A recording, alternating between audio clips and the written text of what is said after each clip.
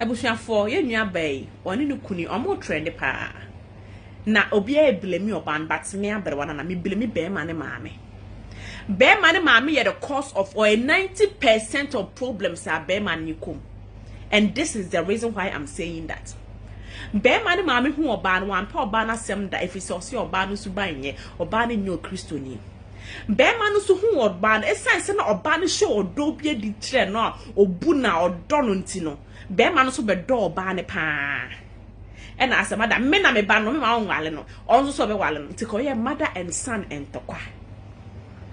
sa entokwa na hatred na be share mother and son ni mu no and na destroy the ban ministry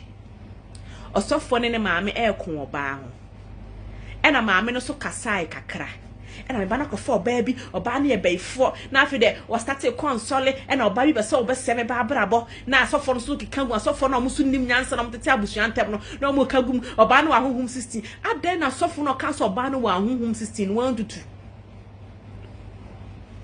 na maame no hu oba no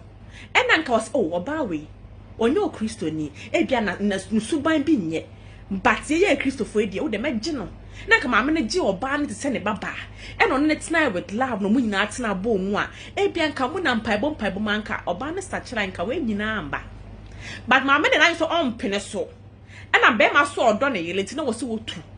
enti dem problems ne start ye nyina ne time a wotu ye e se otu ye ministry ne guye maame no 90% of the reason why a ministry ne guye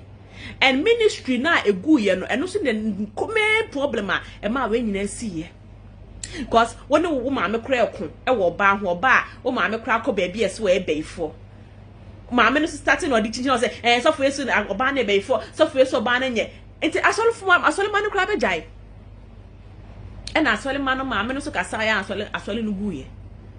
and that was the main way ya efa o ma dwunima e ka ho mo bi bia start eseye enti e ba sa no ase tibia owom foforo na akokodi asore na afida asore na sen go be back to that tibia to ba no ko ne tibia na owom num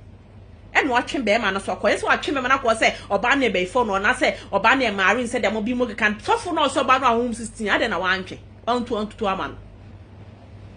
mesimo pa one mbedi achi no mfa nkrofo we mo nko asalamo se hen we mo drugs because asole no gu yoro mo ko no ma ye too much drugs na form adwenim na mo ko mo treatment so mo wanto wo ma drugs Africans adia e wase ye de hospital kra na ye se honhom yes honhom wo all right mo asofo na mo ba out and oba na marine spirit shame unto you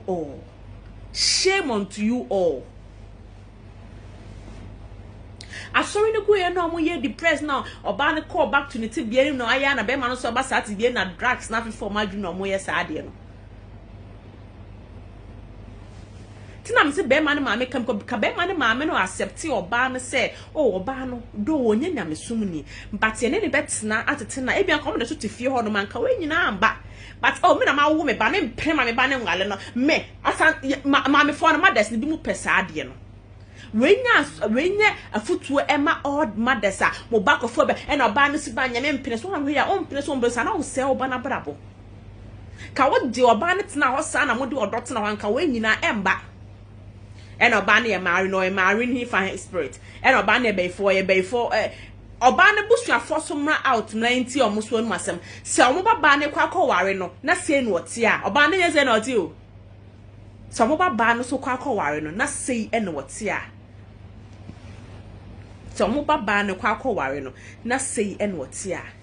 entokwa na ebeda mother and son tem no na spirit as say to say eno na say bibia entokwa na ebeda mother and son na e break any spiritual bond na say be man life na di no ho ekọ join ne oba no because oba no mu no e na ade dada na obesum nyame na asole na gua ozo ankoye na ade na okọ hye ne tampe koye ne niam na be man so akodi nachi na mo amoye se na marine spin we nya munjai be pa cho minim so kofi tv or mu interview mu po hospital baby for mo they will be fine. Thank you.